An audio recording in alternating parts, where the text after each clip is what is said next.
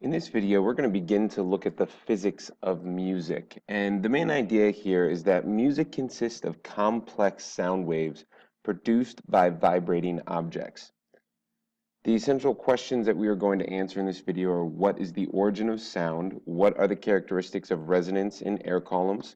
What are the characteristics of resonance on strings? Why are there vibrations in sound quality among instruments?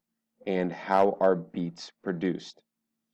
Some familiar vocabulary that we'll use here is frequency. A lot of music deals with the idea of frequency and changing the frequency.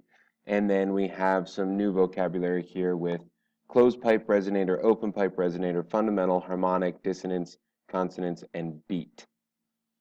So, sources of sound. We know that we experience sound in our everyday life, and there are many different sources that can cause sound.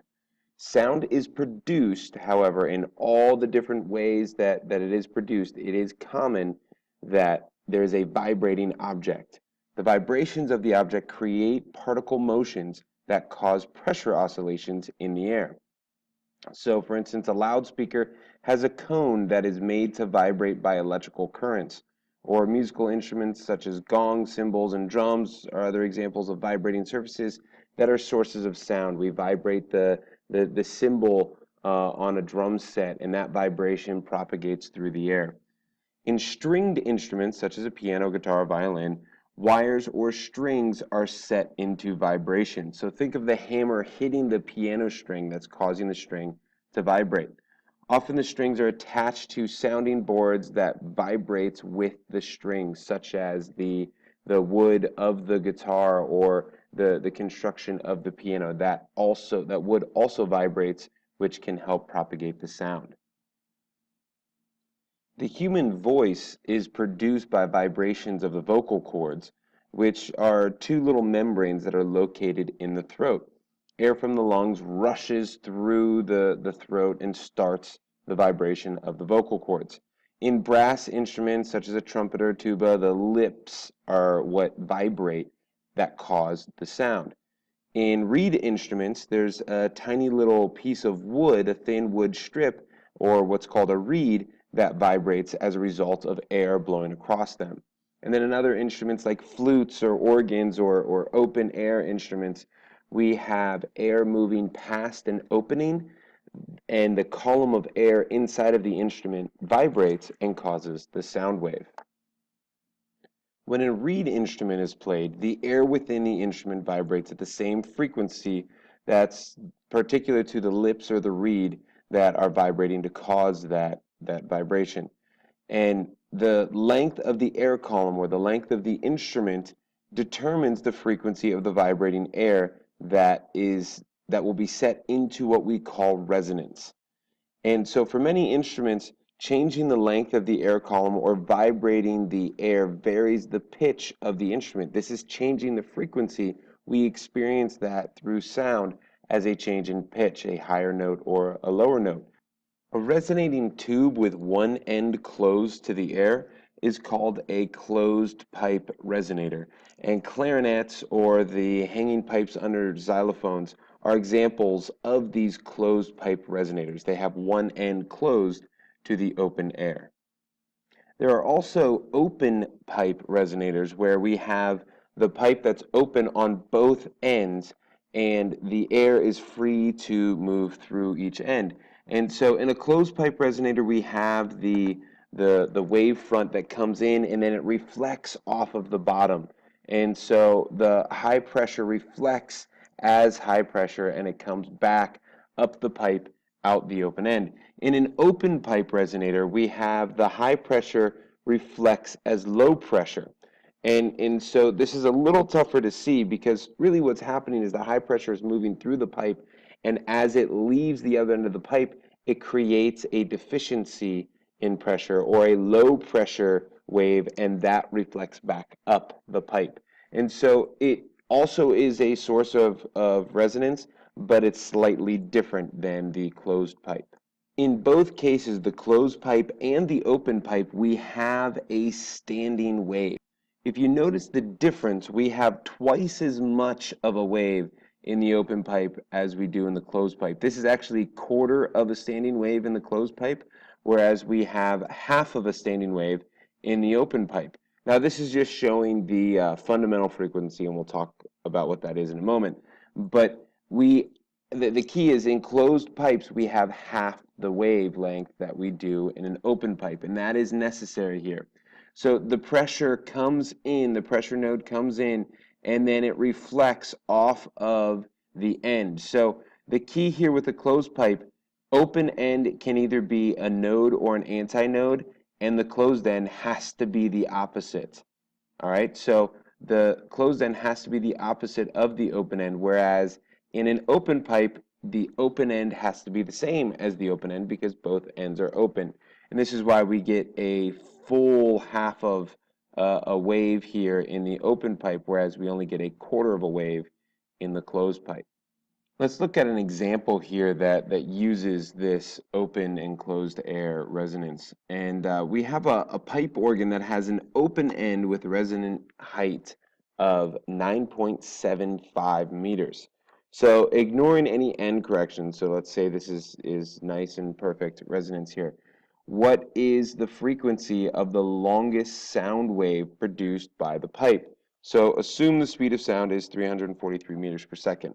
So looking at this, we have the speed of the sound, and then we have a distance, but it's not quite the wavelength, but we're going to use that distance to find the wavelength. So we want to look at, well, what is the situation here? We have an open pipe resonator, so we're going to have a node at both ends, okay, or we could draw this with an antinode at both ends, but it's a little easier just to draw the node at both ends, and that is the length of our pipe. That is the 9.75 meters.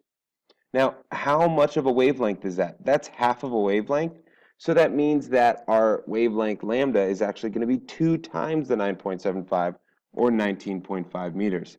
Now that we have the wavelength, we have a velocity. We can find the frequency by taking the velocity divided by the wavelength, and we get 17.6 hertz. Just like an open tube, a string can also resonate. Now, a string cannot have the two different types where it can have an open end and a closed end, or two open ends. A string has to be fixed on two ends. However, the resonance that ensues in a vibrating string is actually very similar to the resonance inside of an open tube resonator, or an open piped resonator. And so a string instrument, we clamp the string on both ends, and so we have to have a node on both ends. So if we have to have the node, that clues us into, well, this is going to be just like an open pipe because it's going to be the same on both ends. And so the first mode of vibration has an antinode at the center and is 1/2 of the wavelength. So just like we had in the last example, this first vibration that we can get, this first standing wave, the length of the string is half of the wavelength, or lambda is equal to 2 times L. Now we could get another frequency or another harmonic, and that's our next stage of resonance, and that occurs when the wavelength fits on the string. So the length of the string is also the wavelength of the vibrating wave. And so in that case, lambda is just equal to L. This can continue, and we can add half wavelengths each time. And so if you notice from the first wave, we have 1/2 wavelength, and then we have 2/2 wavelength, or a whole wavelength. Now we have 3/2 wavelength, and we can keep going on and on and on. So that means that our wavelength is 2/3 of the length of the string, because we have 3 antinodes here. We only need 2 of the antinodes to get a full wave. And so we can continue, and the wavelength will get shorter and shorter and shorter. And as we do that, we know as wavelength gets shorter, that means the frequency is going up. And so notice here, this is fundamental frequency, F1, that's half of the frequency of F2. And that's 1/3 of the frequency of F3, and it's 1/4 of the frequency of F4. And so each time we get a new series of vibrations, we are adding the fundamental frequency. A few notes about strings is that the speed of the wave on the string depends on the tension of the string. And so we can use this to change the frequency slightly of the vibration by making it a little tighter or a little looser. And so this is how we tune stringed instruments. We'll tighten the string to change the sound that they create. And because they're so small in cross-sectional area, they move very little when they vibrate. And so they only move up and down. We can barely even see it. If you look very closely, you can see it, but it's such a small vibration.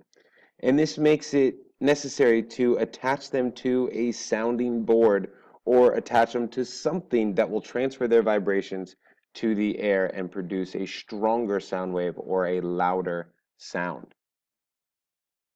Now, when we create sound, there's an issue in sound quality.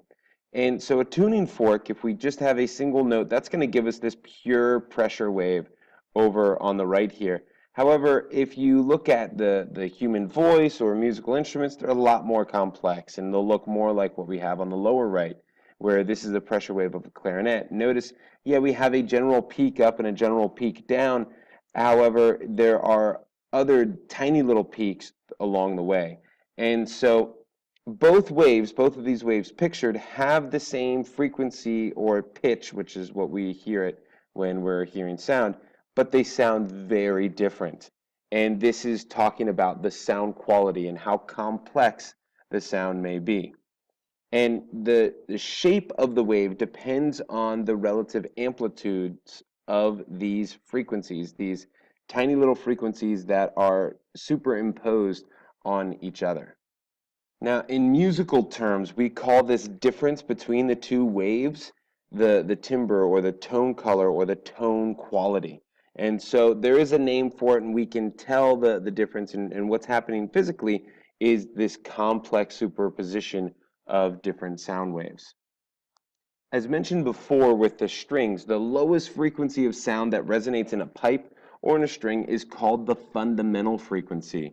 And any frequency that's higher than that, those are called harmonics, and they're all whole number multiples of the fundamental frequency. So we have the first harmonic, second harmonic, third harmonic, so on and so forth. And those are all additional fundamental frequencies from each other. And different combinations and amplitudes of these harmonics give its instrument its own unique timbre. So that gives it that quality, that the sound quality or that tonal color, if you will. Now, whenever we're listening to music or we're listening to someone talk or someone play an instrument, and we hear two different pitches at once, that can either be very pleasant or a pleasing sound, or it can be very jarring sound and unpleasant. And so there is a slight difference in here. And so when we play several pitches together that are linked together that sound good, we call this a chord in musical terms. And an unpleasant set of pitches is called dissonance. So if I were to try to play the piano, since I don't know how to play the piano, all the attempts that I would make, it would sound very jarring and would have that dissonance, and it wouldn't be pleasing to hear. However, when you hear someone who knows what they're doing, they can play the right combinations of notes together, and they can play the correct chords, and it's very pleasing. Now, the combinations that are pleasant, we say that those are in consonance. Two notes with frequencies related by the ratio, and it's key that it's a ratio of 1 to 2, are said to differ by an octave. The fundamental and the fundamental and its harmonics are all related by octaves. The first harmonic is 1 octave higher than the fundamental, the second is 2 octaves higher, and so on. And it's this ratio that is important, not the size of the interval between them, that determines the music interval. One little phenomena that we can see when we have two frequencies of that are really close together but slightly off and they're played together, we get what are called beat frequencies. And so if we have two frequencies that are nearly identical, but there's one that's a little higher than the other, this interaction that we see is called a beat. And so the frequency of the beat is going to be the difference between the two frequencies. And this is why they have to be really close for us to be able to detect it. And so our ears typically can detect beats less than 7 hertz, and we detect this as a pulsing of sound. So it gets a little louder and a little softer, and a little louder and a little softer, because it's tough for us to distinguish between the two frequencies. We think of them as the same note, and we just hear these loud pulses. Hopefully in this video you were able to answer these questions, and I know it was long, and so hopefully you stayed awake through most of it. And we answered these 5 main questions, and you were able to see these new vocabulary terms. Thank you.